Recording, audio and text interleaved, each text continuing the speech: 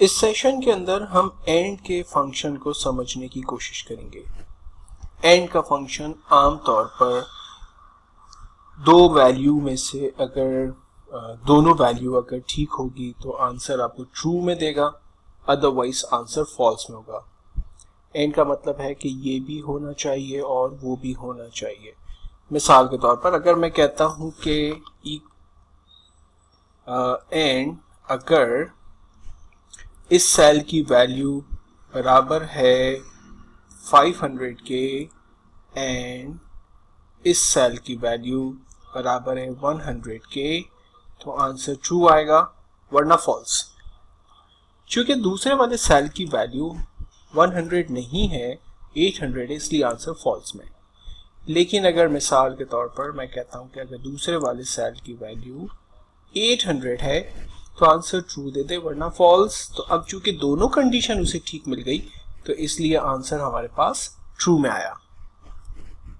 तो एंड जो है वो एक्चुअल में जितनी भी कंडीशंस आप उसे देंगे, अगर वो तमाम कंडीशंस ठीक होगी तो आंसर जनरेट करेगा ट्रू में वरना फॉल्स में देगा। अब इसको हम लोग अगर ट्रू और फॉल्स में देखना चाहें तो और भी तरीकों से देख सकते हैं। इक्वल्स की जगह ग्रेटर देन लेस देन भी यूज कर सकते हैं। लेट्स सपोज हमने कहा एंड अगर इस सेल की वैल्यू बड़ी है बराबर है 100 के और इस सेल की वैल्यू बड़ी है बराबर है 100 के, तो ट्रू दे दे वरना फॉल्स दे दे। अब चूंकि दोनों वैल्यूज ये वाली वैल्यू 100 से बड़ी नहीं थी इसलिए आंसर फॉल्स है। इसी को ड्रैग कर लेते हैं। यहाँ पर भी कंडीशन सेम है, ये कोई एक वैल्यू ट्रू नहीं है, रिजल्ट हमारे पास जनरेट नहीं हो रहा। और अगर इसमें कर लें ऐसा कि ये वाली वैल्यू अगर बड़ी है 100 से और ये वाली वैल्यू बड़ी है अगर 100 से, तो आंसर ट्रू दे दे और ये ट्रू आ जाएगा क्योंकि दोनों वैल्यूज 100 से बड़ी है।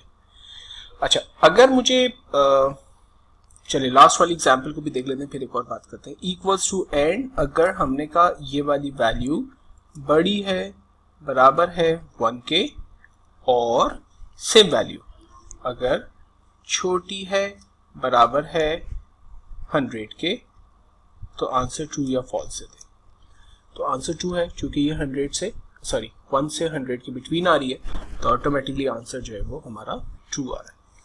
अच्छा, अब ट्रू और फॉल्स तो प्रैक्टिकल लाइफ में यूज नहीं होता, तो इसकी एक छोटी सी एग्जांपल और देखते हैं। हमने कहा इक्वल्स टू इफ के साथ, इफ एंड इस सेल की वैल्यू बराबर है 100 के कॉमा इस सेल की वैल्यू बराबर है 800 के, तो क्या करें, ब्रैकेट क्लोज किया हमने एंड का, कॉमा 1 प्रिंट करें वरना 2 प्रिंट करें। अब इफ काम करेगा, इफ में अगर उसे ये वाली कंडीशन ट्रू मिल गई तो 1 प्रिंट करेगा वरना फॉल्स अगर मिली तो 2 प्रिंट कर देगा। तो सिंपली हम इंटर कर रहे हैं, चूंकि आंसर हमारे पास एक फॉल्स है तो वो हमारे पास रिजल्ट जनरेट कर रहा है 2। सिमिलरली अगर मैं इसे ड्रैग कर देता हूं तो तमाम के अंदर आंसर चूंकि फॉल्स है तो इसलिए रिजल्ट भी हमारे पास 2 ही जनरेट हो रहे हैं।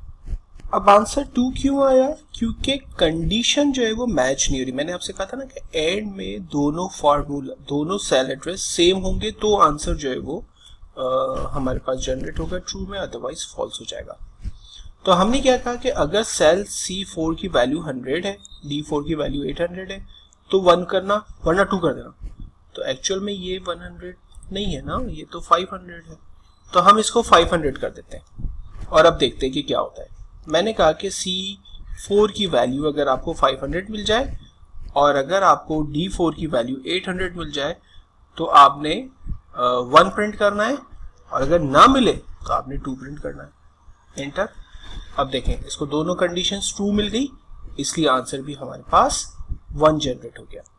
तो एंड में जो है वो दोनों सेल की वैल्यू सेम होनी चाहिए। अगर कोई भी फर्क होगा तो आंसर जो है वो हमारे पास फॉल्स में जनरेट होगा।